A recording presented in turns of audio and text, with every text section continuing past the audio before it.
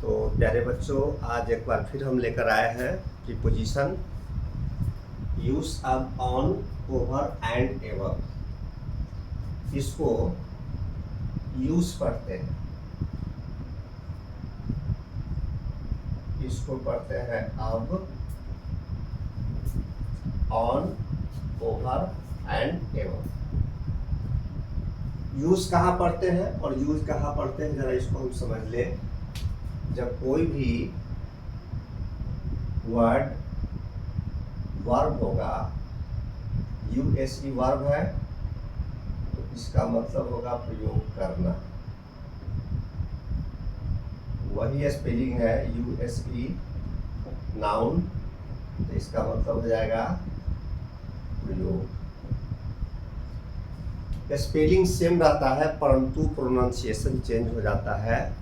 जैसे LIVE leave मतलब रहना, LIV लाइव मतलब सजीव, SOW सो मतलब बीज बोना, SOW साउ मतलब सुअरी। उसी तरह से विंड मतलब हवा, वाइंड मतलब घड़ी में चाबी देना।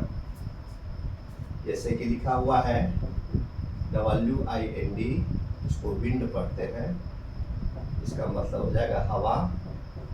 ये नाउन है WIND, वाइंड घड़ी में चाबी देना, घड़ी में चाबी देना, ये वर्ब है।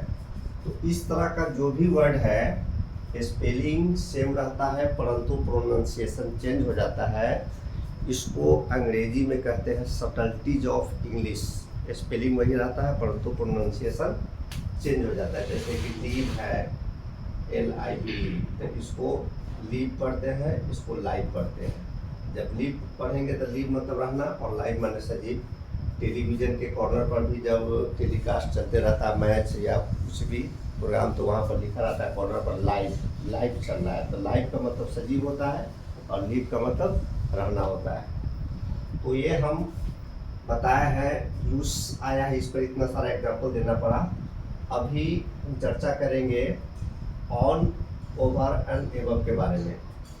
मुख्य रूप से ये ऑन, ओवर एंड एवर, ये तीनों का अर्थ होता है पर या के ऊपर। जब कोई चीज स्पर्श के अर्थ में रहता है, कोई चीज किसी से सटा हुआ है या कोई चीज किसी पे पड़ा हुआ है, तो वैसी परिस्थिति में हम ऑन का प्रयोग करते हैं। जैसे the book is on the table, और ये बुक नाउन है, टेबल भी नाउन है, लेकिन ये किताब जो है मेज पर पड़ा हुआ है, वह उसके स्पर्श के अर्थ में हम ऑन का प्रयोग करते हैं। एग्जाम्पल में अगर लिखा हुआ रहेगा एग्जाम में, the book is dash the table, option में दे देगा ऑन, ओवर, अपॉन, एवर। इस चारों प्रीपोजिशन का अर्थ होगा पर के ऊपर, ऑन, ओवर, अपॉन, एवर। तो यहाँ पर ऑन का प्रयोग होगा कि कोई भी चीज़ जब किसी चीज़ के स्पर्श में रहता है, किसी चीज़ से सटा हुआ रहता है, तो वहाँ पर हम ऑन का प्रयोग करते हैं। दूसरा है over.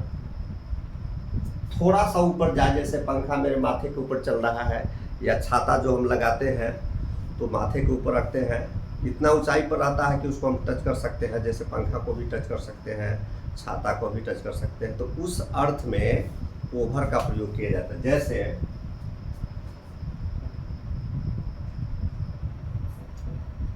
The fan is running over my head, मतलब ये हुआ कि पंखा मेरे माथे के ऊपर चल रहा है। ओवर का प्रयोग तब करेंगे जब इतना ऊंचाई पर हो, जब किसी चीज को हम टच कर सकते हैं, छू सकते हैं, तो हम ओवर का प्रयोग करते हैं। तो इसका भी अर्थ होता है पर या के ऊपर। तीसरा है एबव। एबव का प्रयोग हम तब करते हैं जब सर से बहुत ऊपर चला जाता है। स्पर्श के अर्थ में ऑन लगाइए, माथे से कुछ ऊपर जाए, ओवर ही दिखाइए, और बहुत ऊपर भागे तो एबव न बुलाइए।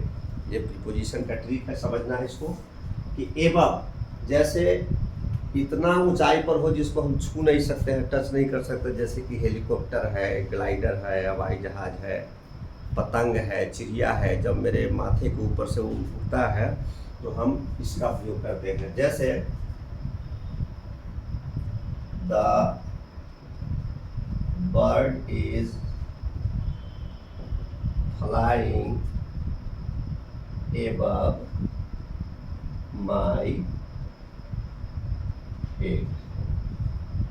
मतलब ये हुआ कि पक्षी मेरे सर के ऊपर से उड़ रहा है। इस बर्ड के जगह पर हम एरोप्लेन का भी प्रयोग कर सकते हैं, हेलीकॉप्टर का भी प्रयोग कर सकते हैं। तो ये एबव का प्रयोग तब किया जाता है जब सर से ज़्यादा दूरी का बोध हो। कोई भी चीज़ स्पर्श के अर्थ में है तो ऑन का प्रयोग होगा, उससे थोड़ा सा ऊपर है तो ओवर का प्रयोग होगा, और सबसे ज़्यादा ऊपर है तो एबव का प्रयोग होगा। ऐसे तो प्रीपोजिशन पर कहा जाए तो 450 से 500 के बीच में एग्जाम्पल है, रूल्स है, लेकिन उतना संभव नहीं है बच्चों के दिमाग में याद रखना। बेसिकली मैं उतना बता दूंगा ताकि कोई भी कॉम्पिटिटिव एग्ज़ाम में या इंटरमीडिएट एग्ज़ाम हो, 9th हो, 10th हो, उस सब में काम आ जाएगा। तो फिलहाल आज के लिए इतना ही। On, over and above. धन्यवाद।